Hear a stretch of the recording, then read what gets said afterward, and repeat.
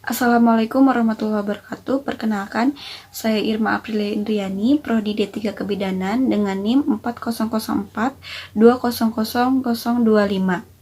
Kali ini saya akan memaparkan materi mengenai konsep dasar kesehatan reproduksi. Yang pertama, definisi kesehatan reproduksi menurut WHO. Menurut WHO atau World Health Organization, kesehatan reproduksi adalah keadaan yang meliputi kesehatan fisik, mental, dan sosial yang tidak hanya berarti suatu keadaan yang bebas dari penyakit dan kecacatan.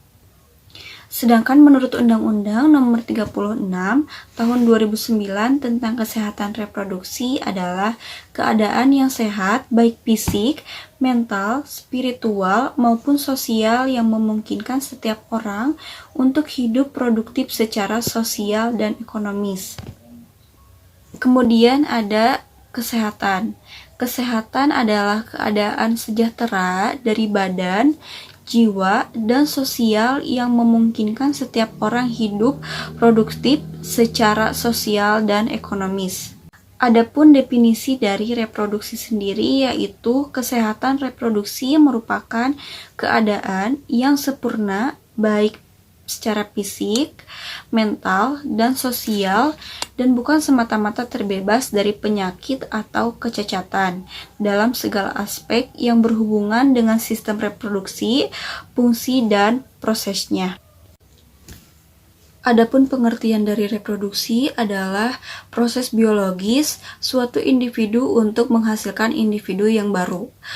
Reproduksi merupakan cara dasar mempertahankan diri yang dilakukan oleh semua bentuk kehidupan yang terdahulu setiap individu organisme untuk menghasilkan suatu proses atau generasi selanjutnya. Adapun konsep kesehatan reproduksi yaitu setiap orang harus mampu memiliki kehidupan seksual yang memuaskan dan aman bagi dirinya sendiri, juga mampu menurunkan serta memenuhi keinginannya tanpa ada hambatan apapun, kapan, dan berapa sering untuk memiliki keturunannya.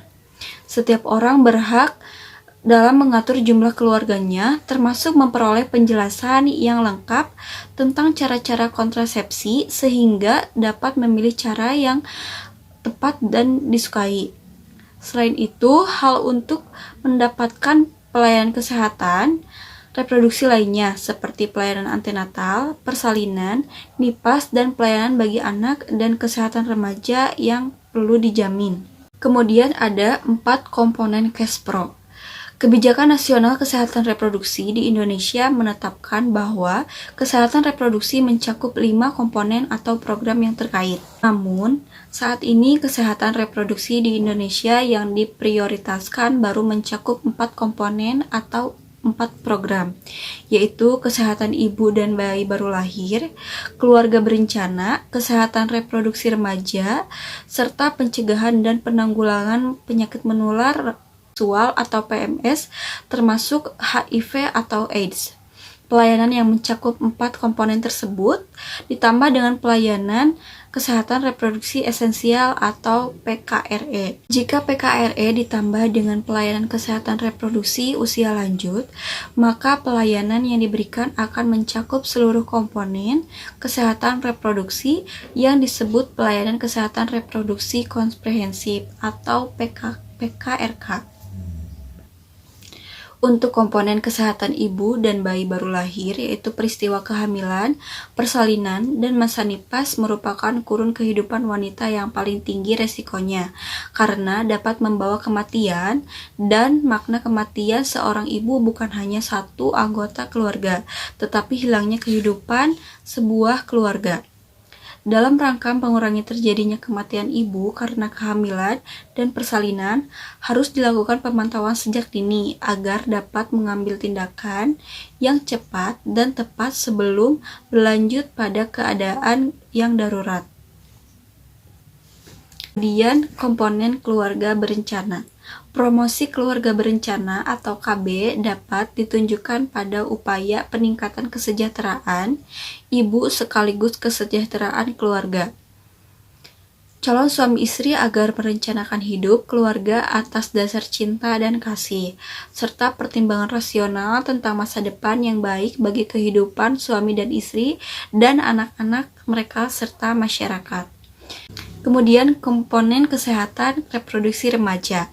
Upaya promosi dan pencegahan masalah kesehatan reproduksi juga perlu diarahkan pada masa remaja yang ditandai dengan terjadinya peralihan dari masa anak-anak ke masa dewasa dan perubahan-perubahan dari bentuk dan fungsi tubuh terjadi dalam waktu yang relatif cepat. Hal ini dapat ditandai dengan berkembangnya tanda seks sekunder dan perkembangan jasmani secara pesat, menyebabkan remaja secara fisik mampu melakukan proses atau fungsi reproduksi tetapi belum dapat mempertanggungjawabkan akibat dari proses tersebut. Kemudian yang terakhir yaitu komponen pencegahan dan penanganan infeksi saluran reproduksi atau ISR, termasuk penyakit menular HIV atau AIDS. Nah, jenis infeksi saluran reproduksi ini yaitu dibagi menjadi 3 kategori, yaitu yang pertama penyakit menular seksual atau PMS yang meliputi infeksi klamida, gonorrhoe, atau trichomoniasis, sifilis, ulcus mole. Dan yang kedua yaitu infeksi endogen karena pertumbuhan berlebihannya kuman yang biasanya ada saluran di reproduksi wanita yang normal. Dan yang terakhir yaitu infeksi iatrogenik, yaitu infeksi yang terjadi karena dilakukannya tindakan medis. Nah, untuk upaya pencegahan ini dapat ditingkatkan melalui pelayanan dasar masih jauh dari yang diharapkan. Selanjutnya yaitu ada tujuan dan sasaran kesehatan reproduksi. Nah, untuk tujuan utama kesehatan reproduksi adalah memberikan pelayanan kesehatan reproduksi setiap individu dan pasangannya secara komprehensif. Adapun tujuan khusus dari kesehatan reproduksi yaitu yang pertama, meningkatkan kemandirian wanita, khususnya dalam peranan dan fungsi reproduksi. Yang kedua yaitu meningkatkan peran dan tanggung jawab sosial wanita dalam konteks kapan ingin hamil, berapa jumlah anak yang diinginkan, dan yang terakhir adalah jarak antar kehamilan. Kemudian yang ketiga, meningkatkan peran dan tanggung jawab sosial seorang laki-laki. Dan yang keempat yaitu menciptakan dukungan pria dalam membuat keputusan, mencari informasi dan pelayanan yang memenuhi kebutuhan kesehatan reproduksi. Untuk sasaran kesehatan reproduksi adalah individu atau masyarakat, baik yang sehat maupun yang sakit. Sasaran pendidikan kesehatan tergantung pada tingkat dan tujuan penyuluhan yang diberikan. Kemudian ada sejarah kesehatan reproduksi. Sejarah perkembangan kesehatan reproduksi sudah mulai dirintis terjadinya peningkatan penduduk atau pertambahan penduduk yang semakin cepat di banyak negara, mulai menimbulkan keprihatinan pada pertemuan PBB yang diadakan pada tahun 1995